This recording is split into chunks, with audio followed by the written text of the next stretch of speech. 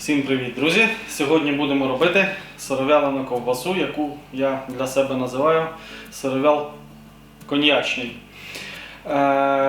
Це якби чергове своє творіння, так як мені цікаво для себе якісь підбирати смаки, щоб було щоб отримувати задоволення. Значить, що нам потрібно?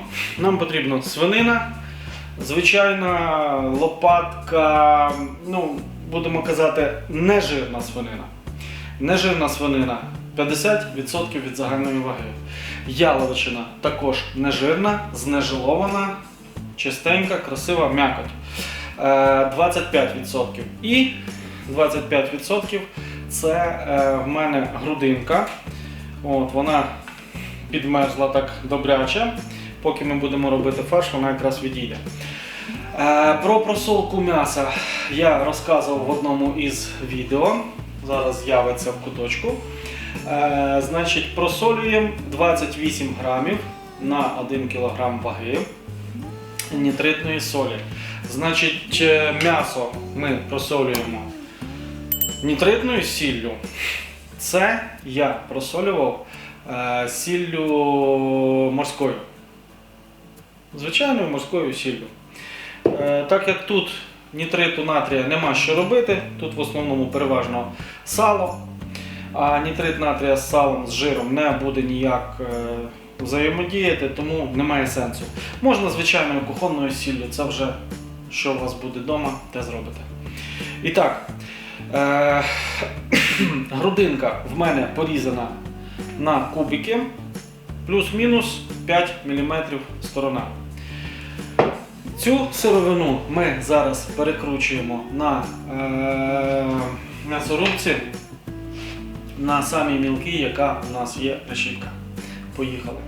Тепер в готовий фарш ми вносимо в першу чергу нашу порізану грудинку. Вона також була підморожена так само, як м'ясо, причому вона ще й добряче була підморожена. Тепер беремо в фарш і вносимо спеції. Що ми використовуємо зі спецій?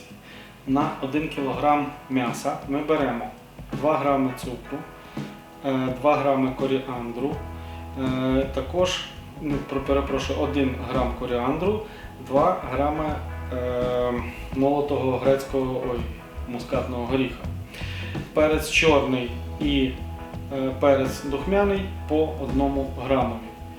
Вносимо це в м'ясо. Тепер 25 мл коньяку на 1 кг вносимо також сюди. Беремо рукавичку для того, щоб тепло руки не віддавалося в фарш, і гарненько перемішуємо.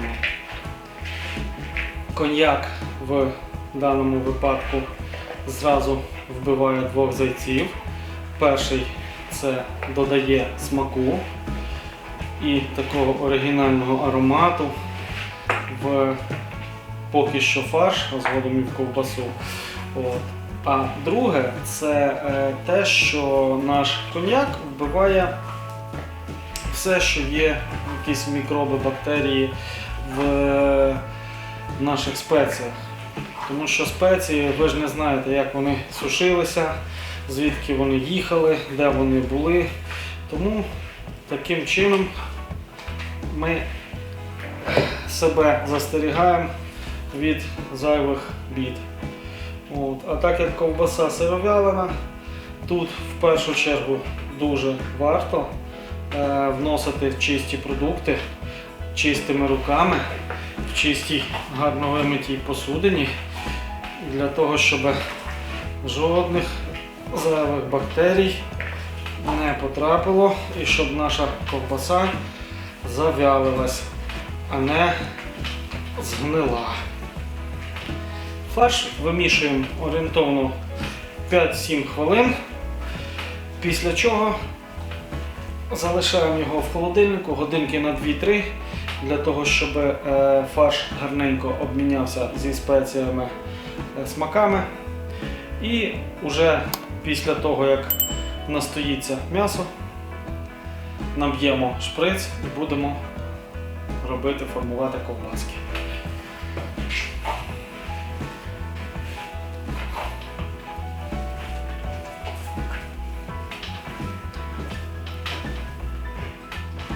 М'ясо перекочувало в шприц, вірніше, вже готовий фарш.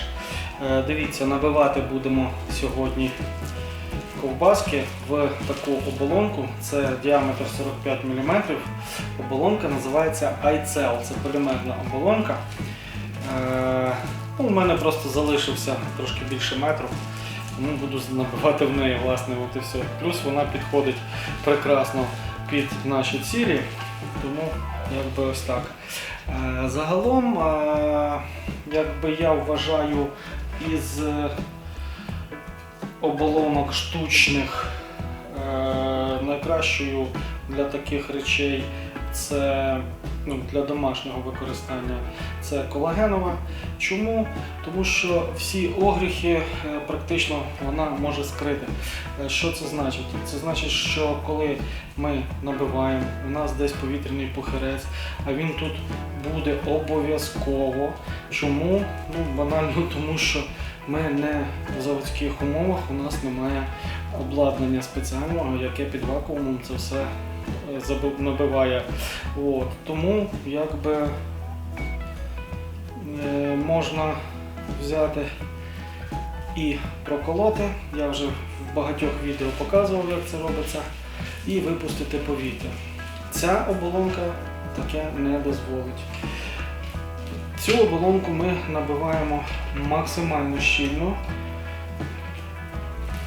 але перед цим впевнюємося, що ми зав'язали настільки щільно, щоб воно не розв'язалося в процесі набивки. Власне, все рівно розв'язується, ще трішки.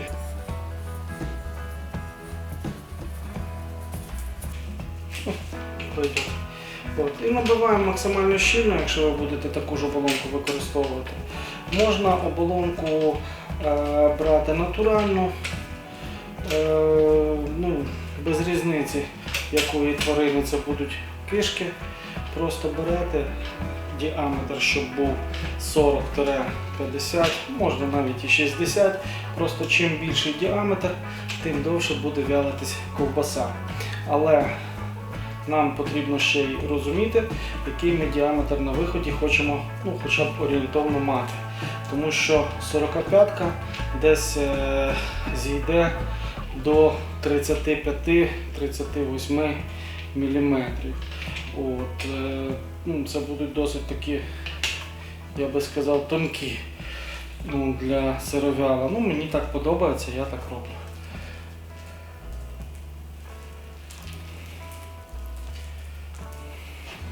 Все, цей край ми зав'яжемо вже згодом. Набиваємо. Так, бачите, що в нас вийшло. Кінчики я спеціально залишив великі. Чому? Тому що коли буде ковбаса вялитись, вона буде усаджуватись, робитися меншою, щоб підтягувати можна було, просто підв'язувати ще. Дивіться, що робимо далі.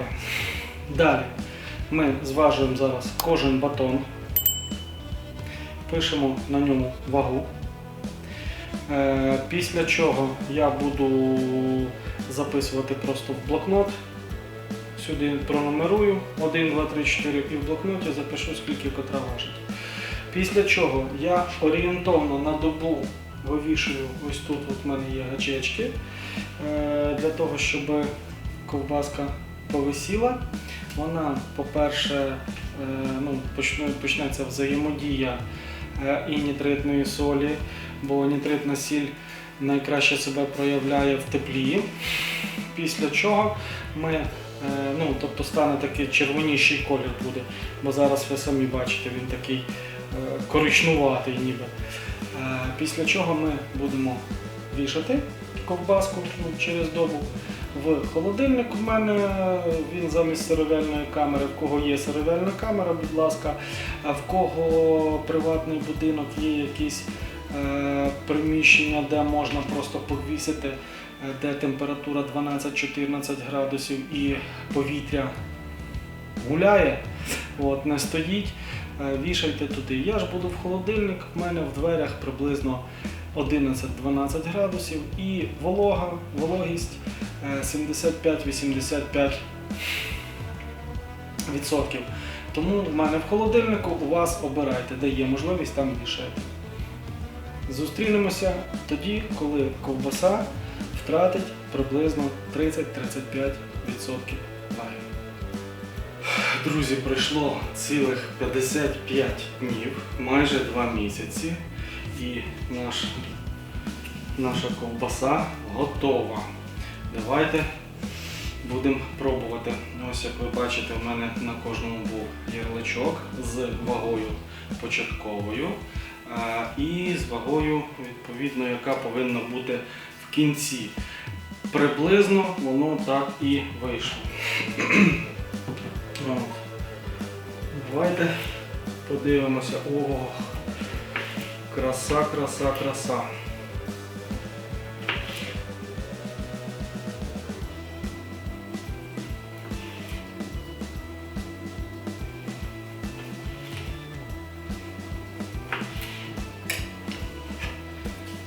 Ось так виглядає. Запах прекрасний. Ось дуже щільна структура і в той же час дуже смачно пахне. Давайте спробуємо, що у нас зі смаком. Смак, якщо відповідає принаймні запаху, то це вже дуже і дуже і дуже смачно повинно бути. Барабан не треба.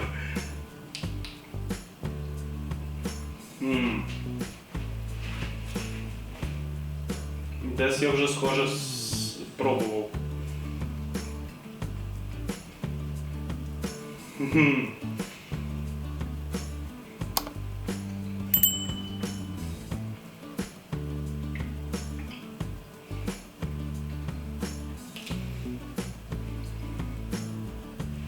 Десь я схоже пробував. Смак ковбасний, щоб по-простому. На що схоже, важко сказати, тому що суміш така смаків. Це безперечно смачно. Я буду робити ще таке. Я не можу вам сказати, на що воно схоже, я можу вам сказати тільки, що це дуже смачно, варте уваги. І це було варте тих 55 днів, які я очікував, поки воно завялиться. Причому, чим мені подобається сировялина ковбаса, окрім смаку, тим, що, допустимо, я відрізав, скільки мені треба, я підвісив, і вона ще так може місяць-два вялитись потихеньку в холодильнику, принаймні не портитись. Вона не буде спорчена навіть через 2-3 місяці. Ось в чому великий плюс таких ковбас. Та наразі ще з'їм кусочок я не можу. Повторюйте рецепт. Дуже смачно, надзвичайно смачно. Ставте вподобайки, кому сподобалось. Кому не сподобалось, палець вниз, нема проблем, буду знати, але пишіть, чому палець донизу. Що вам не сподобалось, щоб я на майбутнє міг виправитись. Також пишіть коментарі, це допомагає каналу розвиватися, і поширюйте відео. Це тим більше допомагає каналу розвиватися. Дякую за увагу, все буде смакота.